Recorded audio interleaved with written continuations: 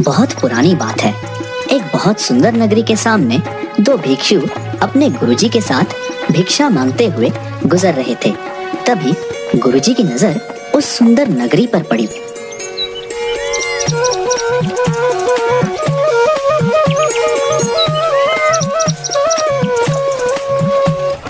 वाह वाह वाह, अति सुंदर।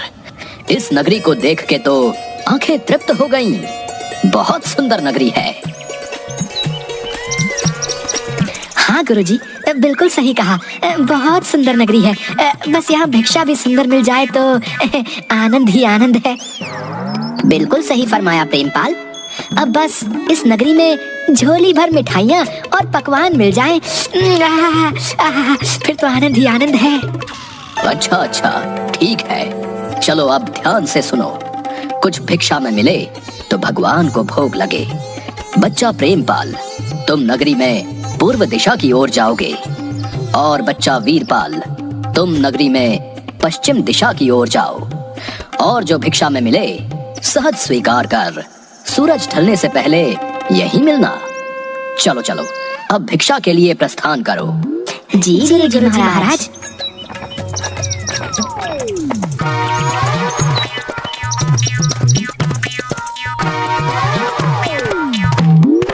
अरे वाह, चलो कोई तो दिखा। ऐसा करता हूँ, एक बार राशन का दाम पूछता हूँ। अगर सस्ता हुआ तो थोड़ा ले चलूंगा अपने साथ। गुरुजी महाराज बड़े प्रसन्न होंगे। क्यों बनिए, आटे का क्या भाव है? अरे अरे बाबा जी, प्रणाम बाबा जी। टके सेर बाबा जी। और चावल? वो भी टके सेर। और चीनी क्या भाव दी? टके सेर। सब टके सेर? ये सब सच है क्या? एक बार दूसरी दुकान में पूछ कर देखता हूँ, उधर का क्या हाल है।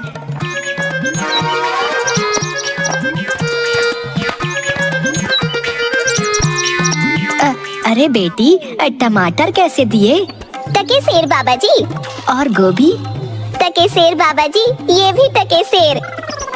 और ये वाली? साधु महाराज, ये भी टके सेर दिया।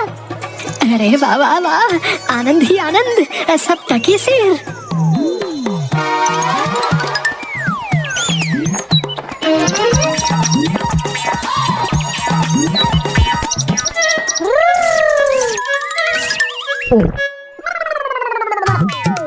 ओ भाई हलवाई, मिठाई किस भाव देते हो? कौन हो? किस देश से आए हो? टके शहर की नगरी में क्या सोच के आए हो?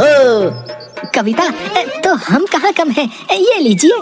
हम कहाँ से आएंगे भाई, अपना ना कोई घर ना कोई ठिकाना, जिधर शरण मिली उधर रात कटे, यही हम साधुओं का ठिकाना। अब जरा अपनी स्वादिष्ट मिठाई का मोल तो बताना। टके शहर बाबा, टके शहर, जो चाहो वो पाओ, मूल्य रहेगा टके शहर।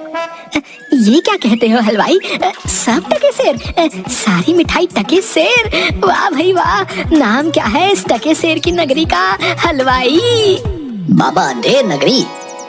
वाह वाह भाई, अंधेर नगरी, चौपट राजा, टके सेर भाजी, टके सेर खाजा। तो बाबा कुछ लेना हो तो बताइएगा, क्या बंधवाऊं आपके लिए? बच्चा, मांगकर 5 पैसे लाया हूँ, सबकी मिठाई कर दो। हाँ,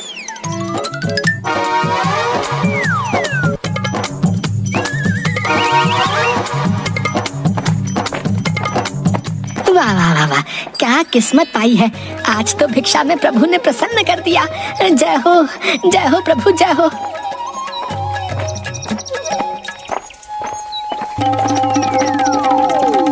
बच्चा वीरपाल, क्या भिक्षा लाए? गठरी तो बहुत भारी मालूम होती है। गुरुजी महाराज, 5 पैसे भिक्षा में मिले थे, उसी से गठरी भर मिठाई लाया हूँ। अरे बच्चा, 5 पैसे में गठरी भर मिठाई? ये कौन सी नगरी है?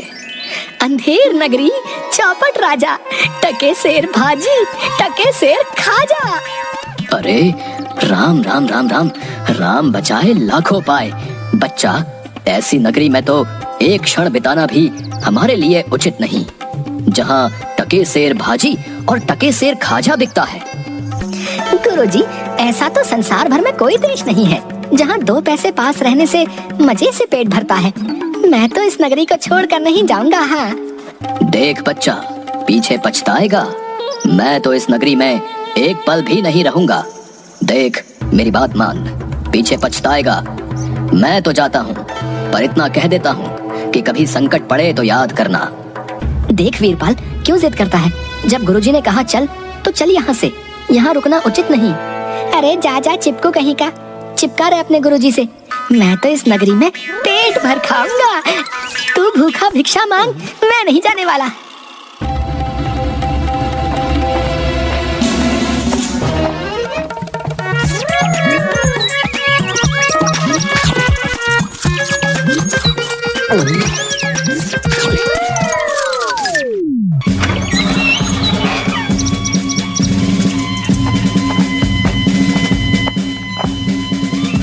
ना ना, रोना नहीं, चुप हो जाओ। बताओ बताओ क्यों रो रहे हो? महाराज, कल्लू बनिया की दीवार गिर पड़ी, सो मेरी बकरी उसके नीचे दब के मर गई। दुहाई है महाराज, न्याय हो। बहुत बुरा हुआ। हाँ तो फिर जाओ, उस कल्लू बनिए को पकड़ कर लाओ। क्यों बनिए, ये कैसी दीवार बनवाई थी जो इसकी बकरी दब कर मर गई? बता।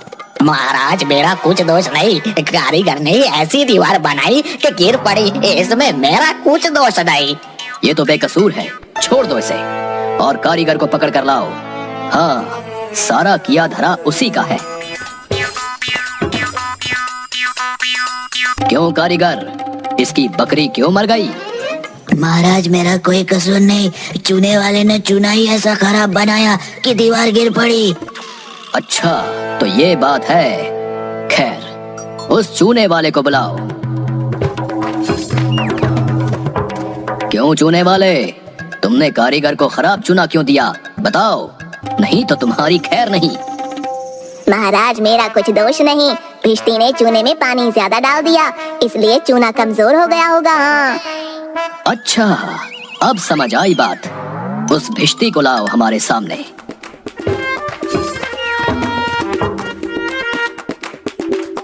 क्यों भिष्टी, इतना पानी क्यों मिलाया तुमने कि इसकी दीवार गिर पड़ी और बकरी दबकर मर गई?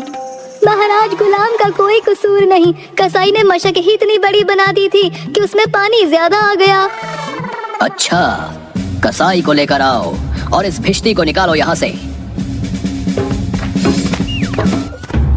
क्यों कसाई, तुमने ऐसी मशक क्यों बनाई? महाराज, गड़िया ने टकेसर में इतनी बड़ी भेड़ मुझे बेची कि मशक बड़ी बन गई। अच्छा तो चलो, इस कसाई को निकालो यहाँ से और गडरिये को लाओ यहाँ पर। क्यों गडरिये, ऐसी बड़ी भेड़ क्यों बेची तुमने? महाराज, उधर से कोतवाल साहब की सवारी आ रही थी, इस कारण मैंने छोटी बड़ी भेड़ का ख्याल ही नहीं किया। मेरा कुछ कसूर नहीं। अच्छा, इसको आप निकालो और कोतवाल को पकड़ कर लाओ। महाराज, मेरा कसूर कैसे? मैं तो शहर के इंतजाम के लिए आया था। भला अगर अपना काम नहीं करूंगा तो अपना फर्ज कैसे निभाऊंगा? ये तो बड़ा गजब हुआ। कहीं ऐसा ना हो कि ये बेवकूफ अपने चक्कर में पूरे नगर को फूंक दे। नहीं नहीं, तुमने इतने धूम से सवारी क्यों निकाली? हाँ हाँ मंत्री जी, सही कह रहे हैं। तुमने इतनी धूम से सवारी क्यों निकाली, जिसका परिणाम ये हुआ कि बकरी मर गई। लेकिन महाराज, हम अब कुछ नहीं सुनना चाहते। ले जाओ इसे और फांसी पर चढ़ा दो।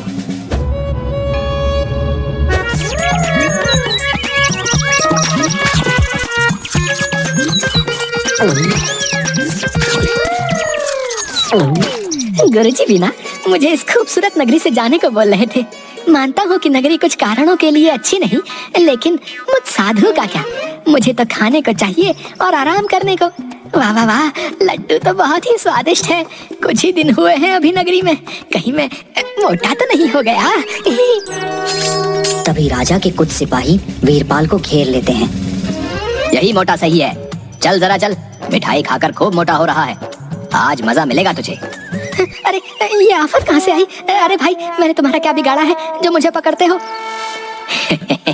आप तो बड़े मोटे हैं, इसलिए फांसी लगेगी आपको। हाँ, मोटा होने से फांसी?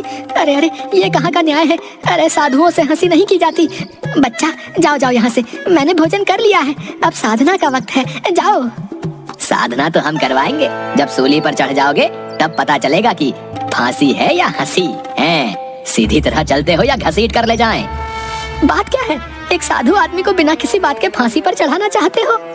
बात ये है कि कल कोतवाल को फांसी का हुक्म हुआ था, लेकिन जब फांसी देने को उसे ले गए तो फांसी का फंदा बड़ा निकला और हमारे कोतवाल साहब तो दुबले हैं। फिर हम लोगों ने महाराज से अर्ज किया। इस पर हुक्म हुआ कि एक मोटा आदमी पकड़कर फांसी दे दो, क्योंकि बकरी मरने के अपराध में किसी न किसी को तो सजा मिलनी जरूरी है ना, नहीं तो सच्चा न्याय हो नहीं पाएगा। हे प्रभु, इस पापी पेट के चक्कर में मैंने गुरुजी की बात न मानी। हे बाप रे, मुझ बेकसूर को क्यों फांसी दे रहे हो? अरे भाइयों, कुछ तो धर्म का ख्याल करो। अरे मुझे छोड़ दो मुझे। मैंने गुरुजी का कहना क्यों नहीं माना? उसी का फल है। गुरुजी कहाँ हो? गुरुजी, मुझे अभी नहीं मरना गुरुजी। अरे बच्चा वीरपाल, तेरी ये क्या दशा है? गुरुजी, दीवार के नीचे बकरी दब गई, जिसके लिए मुझे फांसी दी जा रही है। गुरुजी, बचाइए मुझे गुरुजी। अरे बच्चा, अरे मैंने तो तुझसे पहले ही कहा था ऐसे नगर में रहना ठीक नहीं, लेकिन तूने मेरी बात नहीं मानी। मैंने आपका कहा नहीं माना, उसी का फल मिल रहा है मुझे। बचाइए गुरुजी, बचाइए। देख बच्चा, डर मत। सुनो सब, मुझे अपने शिष्य को अंतिम उपदेश देना है। तुम लोग जरा किनारे हो जाओ। इसके बाद तुम जो कर रहे थे वो कर लेना। अब हटो पीछे। महाराज, हम पीछे हट जाते हैं। आप बेशक उपदेश दे सकते हैं।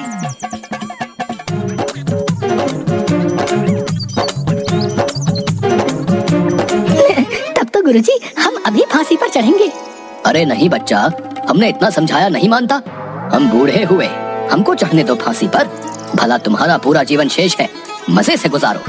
नहीं गुरुजी, स्वर्ग जाने में बूढ़ा जवान क्या? आप सिद्ध हैं गुरुजी, आपको गति अवगति से क्या मतलब? मैं चढ़ूंगा फांसी पर। भाई, ये क्या मामला है? अभी तक तो ये मोटा साधु रो रहा था, लेकिन अब ये पहले फांसी पर चढ़ने के लिए लड़ रहा है। समझ में नहीं आता। महाराज को इसकी खबर देकर आता हूँ। सैनिक तुरंत महाराज के पास जाते हैं। महाराज, एक चेले से मिलने गुरु आया, कुछ कान में बोला। तभी से गुरु चेले में फांसी पर चढ़ने के लिए लड़ाई चल रही है। गुरु कहता है मैं चढ़ूंगा, चेला कहता है मैं चढ़ूंगा। ये क्या माजरा है? पता लगाना पड़ेगा। चलो गुरुजी महाराज के पास ले चलो हमें। हम उनसे पूछेंगे कि आखिर माजरा क्या है। बताइए गुरुजी महाराज, आप फांसी पर क्यों चढ़ना चाहते हैं? महाराज, इस समय ऐसी शुभ घड़ी है कि जो भी पहले फांसी पर चढ़ेगा उसे स्वर्ग की प्राप्ति होगी। तब तो हम ही फांसी पर चढ़ेंगे। नहीं, हमको फांसी की सजा मिली थी ना, हम ही चढ़ेंगे। हमको हुक्म है। हाँ भाइयों, जल्दी करो, हमको फांसी दो। हाँ। नहीं, हम लटकेंगे। हमारे कारण ही तो दीवार गिरी थी ना। चुप रहो सब लोग। महाराज के होते हुए कौन स्वर्ग जा सकता है? हमको फांसी पर चढ़ाओ, जल्दी जल्दी करो।